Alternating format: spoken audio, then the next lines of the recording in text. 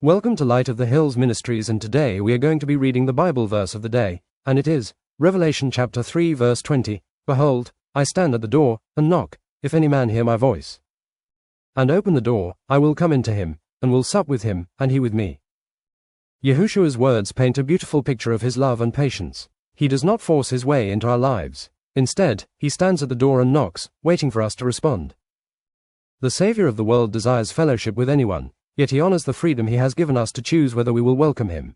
The assembly in Laodicea had become lukewarm, comfortable, self-sufficient, and unaware of its true spiritual condition.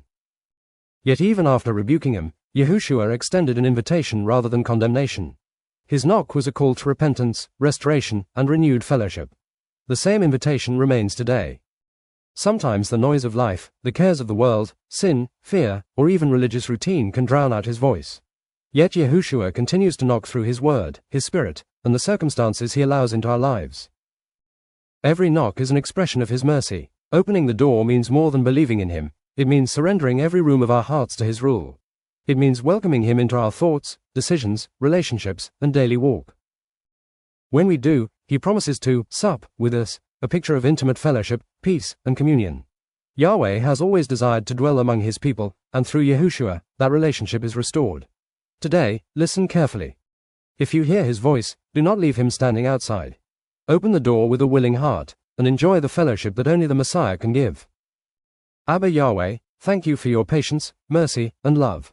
Thank you for sending Yahushua, who continues to call us into fellowship with you. Help us to hear his voice above every distraction and to open every part of our hearts to his presence. Remove anything that keeps us distant from you, and teach us to walk closely with you each day. May our lives be a dwelling place for your Spirit, and may our fellowship with you grow deeper as we seek your face. In Yahushua's name, Amen. Thank you for watching and listening. If you found this to be a blessing, please consider sharing, liking, and please click on the notification button to be notified of the next devotion. Also, please comment below on how we can pray for you and how this has blessed you. Yahweh bless and shalom to your homes.